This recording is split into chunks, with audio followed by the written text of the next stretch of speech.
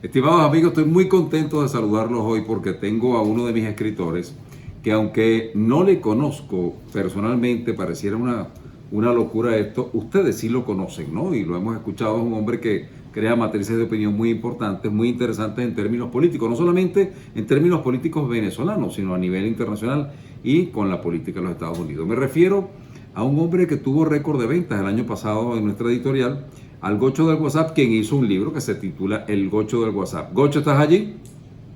Don Bernardo, buenas tardes. Un ¿Cómo le placer, va? un placer saludarte vía telefónica. ¿Cómo estás? ¿Cómo te encuentras? Pues muy bien, gracias a Dios, pasándola porque aquí la cosa no está sencilla. Me imagino que la cosa está fuerte. En todo caso, Warren Buffett llega a decir y lo sostiene que un tonto con un plan puede ganarle a una persona inteligente que no sepa para dónde va y que no tenga un plan. Ante esas circunstancias, les tengo la buena noticia a ustedes que nos están viendo, que el Gocho del WhatsApp nos acaba de prometer un nuevo libro, que es, bueno, palabras más, palabras menos, se lo podremos preguntar a él, El Plan para Venezuela. ¿Por dónde va ese libro? Cuéntanos.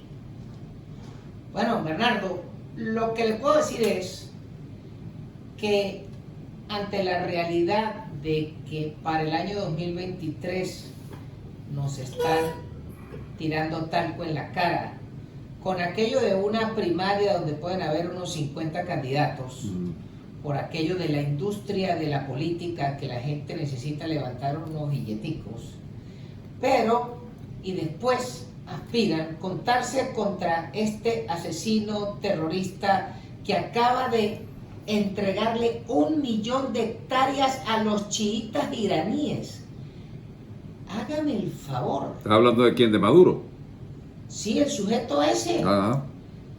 Eso es lo que uno lee. 1 millón de hectáreas. Más de 1 millón de hectáreas que no se saben dónde están, no se saben si es un solo pedazo de tierra o está repartido por diferentes partes del país.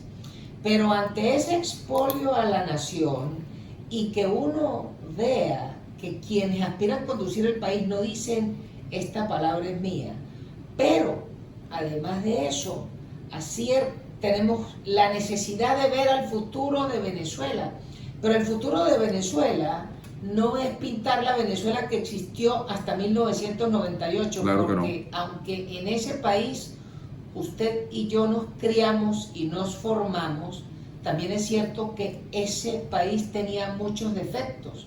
Entonces no podemos cambiar esta patraña que tenemos hoy en día para regresar a una semipatraña para caer en esta patraña al desarrollo. No hay duda.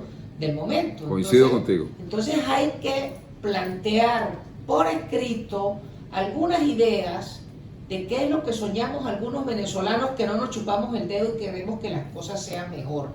Y por eso es que yo me comprometí tanto con usted como con la editorial Jurado Publishing Y con el Group, país, y con el país. y con muchos paisanos que están interesados en conocer el contenido o ver expresadas las ideas de algunos venezolanos, porque yo en el fondo soy la punta del iceberg de algunas personas que me llaman, con las cuales cruzo ideas, y sobre eso es que quisiera escribir. Tú sabes que yo soy militar retirado y te pregunto, en ese plan que tú tienes preconcebido, ¿cuál va a ser el papel de los militares?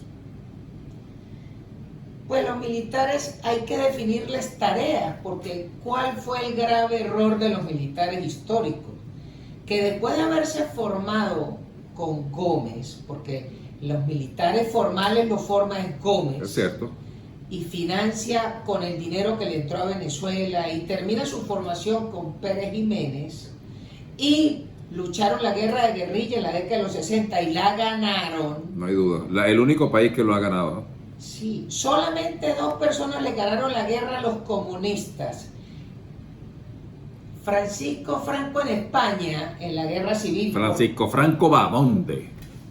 Porque esa fue una guerra contra los comunistas. Sí, lo fue. Y los venezolanos acá, que le ganamos la guerra a los comunistas en la década del 60. No hay duda.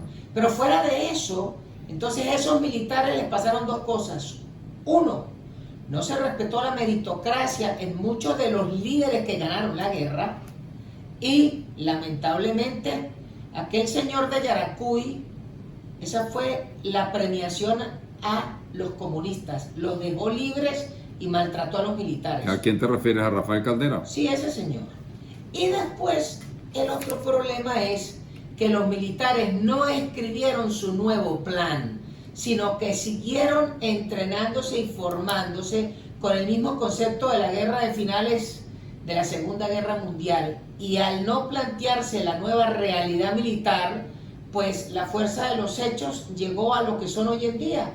Un poco de vendedores de comida uno, otros que son los responsables de Alcabala. Ahora los van a poner directores de escuela, hágame usted el favor. Sí. Entonces a los militares hay que reescribirles la tarea. No hay duda. Pero más que reescribirle la tarea a los militares es que cuando reescribamos las responsabilidades del mundo civil, entonces los militares tendrán su tarea, que es responder por la soberanía de la República y replantearse que el enemigo está en Venezuela. Hay más de 100.000 criminales, de bandas criminales, de grupos guerrilleros, de grupos de paracos, de garimpeiros. Hay tanto enemigo dentro de Venezuela que es responsabilidad de los militares, pero para eso hay que escribirles un nuevo plan, porque hoy, como tal, como está planteada la misión de los militares y como estaba escrita hasta 1998, con esos dos modelos no se resuelve el problema del país. Y me imagino, Gocho, que las reglas de enganche, las reglas de combate, las reglas de enfrentamiento también tienen que ser muy rudas, porque estos criminales no entienden de buenas maneras, no entienden de ley, entienden es a plomo, ¿no? Y por supuesto ahí se va a presentar una situación cuesta arriba para las Fuerzas Armadas que están por venir. Quería preguntarte sobre tu visión de la educación en ese plan del nuevo libro que nos vas a brindar. La educación, yo no soy quizás el experto en eso, pero lo que yo sí considero es que Venezuela está quedando en un estado tan primitivo que nuestro problema no es de educación. Nuestro problema es que por 211 años desde que tenemos la independencia, nunca se nos dio propiedad. Y hasta que los ciudadanos no tengamos propiedad... ¿A qué te refieres con propiedad? Disculpa. Propiedad es muy sencillo. Si usted compra un pedazo de tierra, usted es propiedad, dueño propiedad privada, claro. Claro, la propiedad. Claro. Venezuela no tiene propiedad. Y no tiene propiedad y por lo tanto no tiene la capacidad de defenderla, porque con ese cuento baladí de que el subsuelo es del Estado, ese es el argumento por el cual cualquier bicho de uña quita el terreno, pretende invadirte, expropiarte o confiscarte. Pero es que hay otra peor, es que al haber esa duda, tú no puedes defender tu predio. Y entonces como yo ya soy víctima de una confiscación, no porque no tuviera los arrestos, las gónadas o el deseo de volar en pedazos a mis invasores, entonces yo sí considero que allá donde usted está, ¿por qué se respeta esa nación? Porque todo el mundo tiene el derecho a cargar un fusil, una Glock o una escopeta calibre 12 y el que se meta en tu predio lo vuelas pa'l coño. Esa era la siguiente pregunta que te iba a hacer. Estos países latinoamericanos, desde México hasta la Patagonia, se están alineando con las izquierdas, etcétera, con los malos, con los pobres, ¿no? ¿Tú no crees que una alianza, yo que estoy en Estados Unidos, ahora soy ciudadano americano, y siempre he sido pro Estados Unidos porque es aquí donde está la prosperidad? Los europeos quieren venir a vivir aquí en esta economía. Los europeos. Imagínense ustedes los latinoamericanos. Entonces, la pregunta que te quiero hacer, ¿tú no crees que en tu plan país, en ese libro que viene, deberíamos acercarnos a los Estados Unidos en vez de acercarnos a Cuba? Absolutamente, pero es que más allá de eso, en Venezuela, democracia se escribe en inglés. Nosotros llegamos a la democracia porque fue la alianza que logró un paisano de La Mulera como Juan Vicente Gómez, que negoció en los mejores términos con los más ricos del mundo, que en ese momento los representaba Rockefeller, la Casa Real inglesa y la Casa Real holandesa, que eran los dueños de Shell. Y en la negociación con esos grupos logramos la mayor inversión en un país tercermundista en la primera mitad del siglo pasado. Si eso ya se logró y tuvo éxito, ¿por qué no vamos a repetir el modelo? Absolutamente, yo creo que sí. Entonces hay que buscar replantear las alianzas, y no es solo con los americanos. Nosotros es que cuando respetemos el Estado de Derecho para los venezolanos, cuando permitamos que el ahorro venezolano pueda ser invertido en Venezuela, cuando respetemos la propiedad de los contratos, yo le aseguro que no solo los americanos, sino que los hombres más acaudalados y las compañías más acaudaladas podrán invertir acá en Venezuela. Pero para que eso suceda, tiene que haber un Estado de Derecho que se respete. Claro, reglas del juego. Mira, y hay una cosa que no se puede engañar, que es la economía. Yo creo que no deberíamos volver al bolívar. Ahora mismo en Venezuela todo es en dólares. ¿Estás de acuerdo con eso?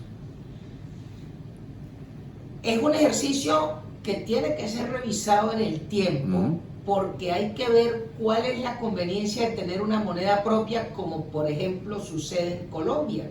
En Colombia tienen el peso colombiano y ellos lo devalúan a conveniencia para hacer más competitivo sus productos a la hora de ser exportados. México pasa lo mismo, sí. Entonces, pero una cosa es que tú tengas una visión de mantener un signo monetario por esas razones, pero lo que yo sí estoy absolutamente claro es que Venezuela tiene que tener una banca abierta multimoneda. Es decir, una cosa es que los impuestos se cobren en bolívares y los royalties y todo lo que tenga que cobrar el Estado sea en bolívares y la moneda de curso legal para tú sacarte una cédula sea el bolívar. Y otra cosa es que la persona puede presentarse en cualquier banco. Por ejemplo, tú vas al banco mercantil y tú abres una cuenta multimoneda como es en Aruba y le dices, mira, me abres una cuenta que yo quiero una cuenta que tenga dólares, euros, todos juntos, francos suizos y bolívares. Y usted decide en qué moneda le va depositando y cómo se mueve, y esa libre convertibilidad de la moneda y ese libre movimiento de la moneda es lo que hará que nuestro signo monetario sea competitivo y pueda llegar a una estabilidad. Eso puede ser un modelo. Y el otro modelo es el que hoy en día plantea el señor Javier Milei, que aspira a ser candidato a la presidencia de Argentina, que él dice que él eliminaría el Banco Central argentino y dejaría el dólar per se. Bueno, eso habrá que estudiarlo, pero lo que yo sí ha tenido buenos resultados en Ecuador, Ha tenido buenos resultados macroeconómicos, pero para efectos de la economía quizás no les permite ser tan competitivos en sus productos. Pero más allá de eso, lo que yo sí estoy claro es que tiene que haber una banca abierta sin control. Eso sí. Me están haciendo muchas señas mis productores aquí porque ya nos hemos pasado de 10 minutos, pero para mí es algo excepcionalmente grato entrevistarte, Gocho, porque no es fácil conseguir una entrevista contigo. Quiero hacerte dos preguntas que son muy coyunturales, muy peligrosas, pero que yo sé que tú eres el hombre que tiene la densidad testicular suficiente para contestar por el medio de la calle. ¿Qué opinas tú de este movimiento LGTBQ raíz cuadrada de dos, aquel poco de cosas de sexualidades que realmente yo no entiendo mucho, ¿no? Bueno, es muy sencillo. La comunidad del abecedario al día de hoy pretende imponer su narrativa. Y no puede ser que la preferencia sexual de un individuo vaya a ir hasta el punto de imponerle un criterio a los niños de kinder. No, eso es inaceptable. Yo respeto la comunidad. Cada quien hace de su saco un sayo y lo que quiera, ¿verdad? Pero en el fondo, cuando usted va para el médico, el examen es citología o examen de próstata. No importa lo que usted haga. Entonces, partiendo de ese principio, bueno, cada quien después de que es adulto agarre, y si usted decide que usted es la reencarnación de Drupi, bueno, y eso lo hace feliz, chévere. Pero no puede ser lo que plantea el viceministro de Salud de tu país, que manifiesta que a los niños hay que darle beta blockers desde chiquiticos y otros maestros diciéndole a las niñas que se tienen que hacer mastectomía, bueno, sacarse los senos, porque van a ser niños. Ese tipo de locuras yo no las apruebo. Hay un diputado republicano, 2 minutos más, por favor, 2 minuticos.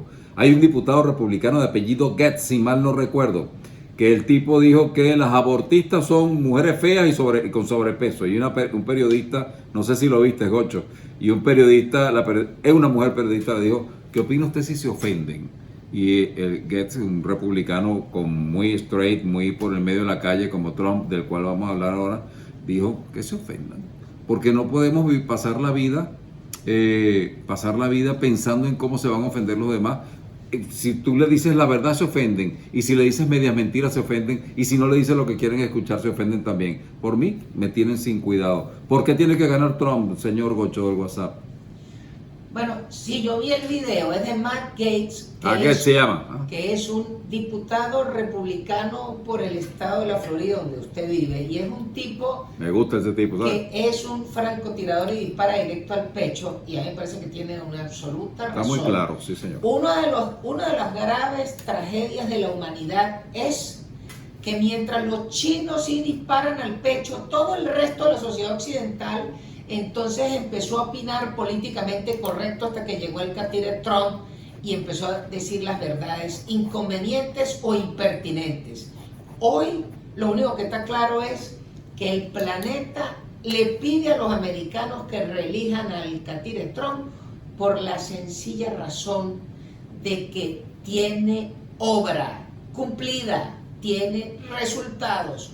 No hay nadie que pueda ofrecer nada con la debacle que ustedes están viviendo con el viejito dormilón, que el catire que ya puso la inflación en su sitio, la independencia energética, paró en el coco a los chinos, paró a los rusos, paró a todo el mundo y los puso pilas. Sí. Yo creo que eso es lo que está pidiendo el planeta, y a 2 años y medio yo creo que el catire va a correr, pero lo más importante es que usted que está registrado como ciudadano vaya a votar por DeSantis y vaya a votar por el paisano Alberto Peroz, que corre en su circuito al Congreso de Florida, y pedirle a los paisanos que votan en Orlando que voten por la señora Carolina Amesti, que es una venezolana que va al Congreso de Florida, y los tejanos voten por Carmen Montiel al Congreso. Carmen Montiel es amiga nuestra, ¿sí? Qué bueno. Ese es el reto. Gocho, ya para finalizar, cuando me están haciendo señas, lo que falta es que me tiren una piedra los productores. Un segundo. Gocho, una palabra final, pero quiero que en esa palabra final para toda la comunidad venezolana, no solamente en los Estados Unidos, sino en el país que nos escucha, dinos cuándo nos vas a entregar el manuscrito para hacer tu libro y comprometerte con nuestra audiencia al aire, ahora mismo como estamos saliendo por nuestra señal de Jurado Grupo Editorial.